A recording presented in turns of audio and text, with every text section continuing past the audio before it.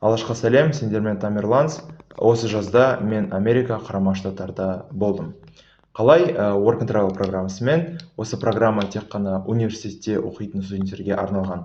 Осы программаның принципі осындай. Мен Қазақстандағы агенттікке ақша төлеймін, барлық керек документтерді оларға беремін, ал олар болса мен документтерімді Америкаға жібереді. Маған визаға интервьюні ұйымдастырады және керек болса маған Америкадағы бір жұмысты табады.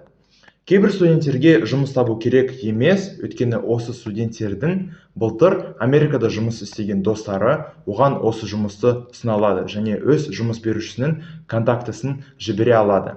Маған жұмыс табу керек болған, өйткені менің осындай достарым көп болған жоқ. Кейін Америкада тапқан табысым менің агенттікке берген ақшадан асады. Онымен қатар мен Америкада жаңа тәжірибе табамын және өзге елдердің студенттерімен достасамын.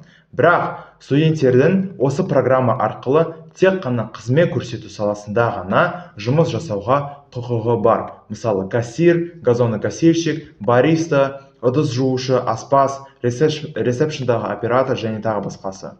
Ең VIP позиция официант болып табылады. Өйткені Америкада официанттарға міндетті түрде шайға ақшаны қалдырады. Мен ЦМО агенттігін таңдадым, Центр международного обмена. Осы агенттіктің инстаграмына сілтемені видеоның астында таба аласыңдар.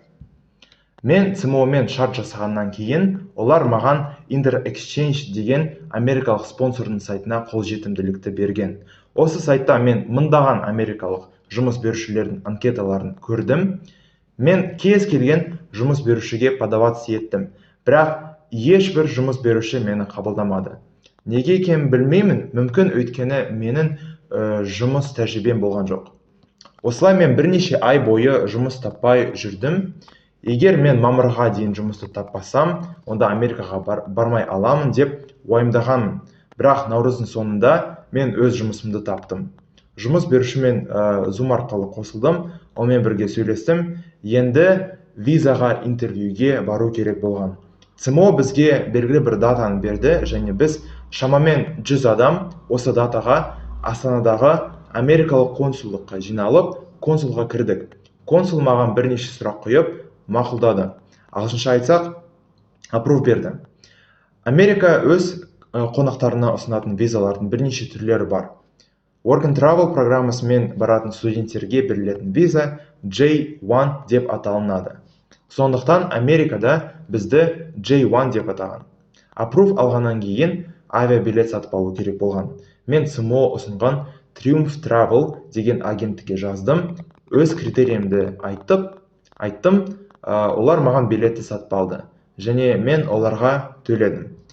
Мен Франкфурт арқылы Нью-Йоркқа билет алдым. Мен Астанадан Франкфуртқа аттанған рейсіме отырған сәттен бастап, өзімнің бүкіл саяхатымды видеоға түсірдім. Мен осы видеоны осымен бітіремін және келесі видеода мен Астанадан Америкаға ұшып келгенімді блог түрінде көрсетемін.